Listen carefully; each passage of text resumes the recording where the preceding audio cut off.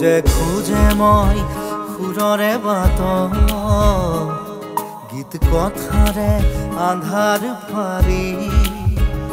খবদৰ পথাৰ খনি জোনাক সিঁচিব খোজো তৰাৰে মায়া খানি মায়াবিনী ৰাতিৰ বুকু মায়াবিনী ৰাতিৰ বুকু মায়াবিনী ৰাতিৰ বুকু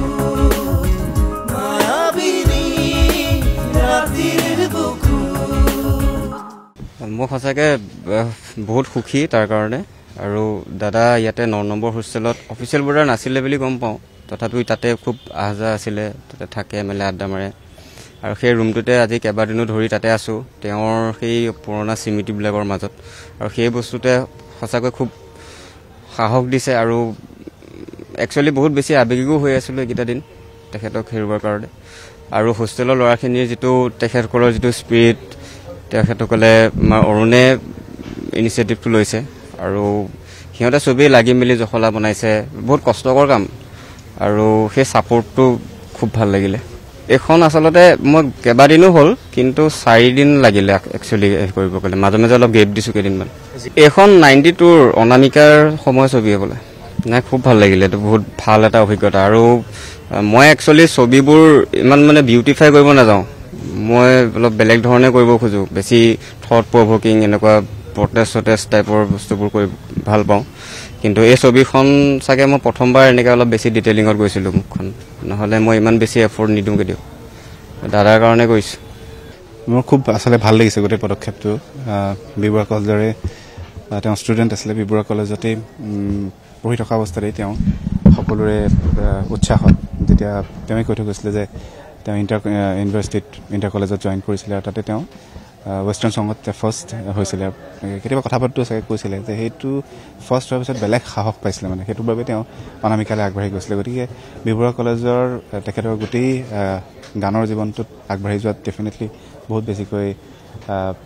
মানে সহায় আছে গতিকে সেইটোৰ প্ৰতি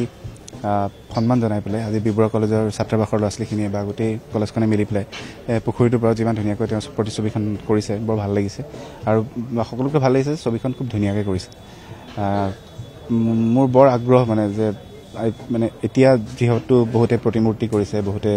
ছবি আঁকিব সেইবোৰ যাতে খুব ধুনীয়াকৈ হয় আৰু জুবিনদা যেনেকুৱা হয় যিমান ধুনীয়াকৈ হওক আৰু এইখন ছবি খুব মাৰ্চেলে খুব ধুনীয়াকৈ আঁকিছে তাৰ বাবে মাৰ্চেলক বহুত বেছিকৈ ধন্যবাদ জ্ঞাপন কৰিছোঁ আৰু এনেকুৱা পদক্ষেপবিলাক প্ৰতিখন কলেজে বা প্ৰতিখন ইনষ্টিটিউটে যদিহে লয় তেতিয়াহ'লে সিও এক উল্লেখযোগ্য কথা হ'ব আৰু সেইটোৱে কথা আমি যিহেতু আমাৰ জুবিন গাৰ্গ দাদা বুলিয়ে কওঁ মই একচুৱেলি দাদা বুলিয়ে মাতিছিলোঁ যিয়ে নহওক জুবিন দাক আমি সকলোৱে ভাল পাওঁ সকলোৱে জানে যে আমাৰ বি বৰুৱা কলেজৰ প্ৰাক্তন শিক্ষাৰ্থী আছিল আৰু লগতে তেওঁ যিকোনো ক্ষেত্ৰতে যিকোনো ইণ্টাৰভিউ হওক বা যিকোনো এটা প্ৰগ্ৰেমে হওক সদায় আমাৰ যোনটো আমাৰ বি বৰুৱা কলেজৰ যোনটো আমাৰ নাম লৈছিল সেইটোলৈ আমি সদায় গৌৰৱান্বিত হৈছিলোঁ